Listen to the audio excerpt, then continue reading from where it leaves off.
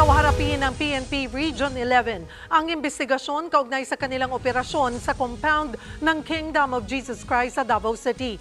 Kaugnay pa rin yan sa paghahanap sa puganteng pastor na si Apollo Kibuloy. Nasa frontline ng balitang yan, si Bril Montalvo.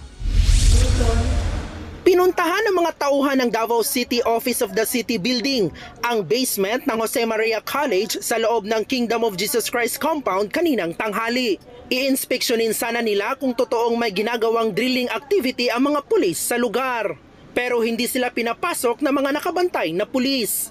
Bigo rin silang makapasok sa KOJC Cathedral.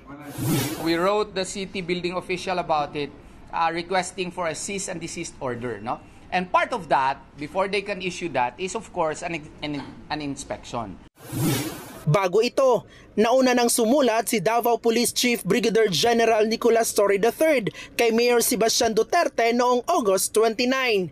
Hiniling niyang makakuha ng kopya ng building at master plan ng KOJC compound, pero hindi yan inaprubahan ng LGU.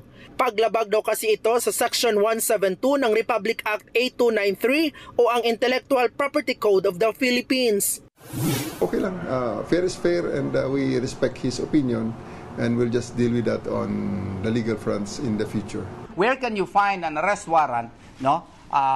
Which is supposed to implement an arrest as against a particular accused, yet you are now asking for specifications of the building, including the maps, etc. Tumanggi namang magbigay ng pahayag si Torre tungkol sa umano'y drilling activity sa basement ng eskwelahan at sa sinasabing pagpupuslit daw ng mga pulis sa loob ng KOJC ng semento, mga bato at lupa. Sa Senado niya na raw ito sasagutin.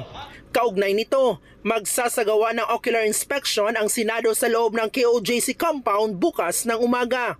Ayon kay Torre, handa naman ang PNP sa investigasyon.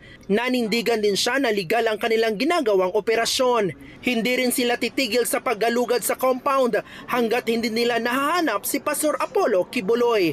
Nagbabalita mula sa Frontline, Bril Montalvo, News 5.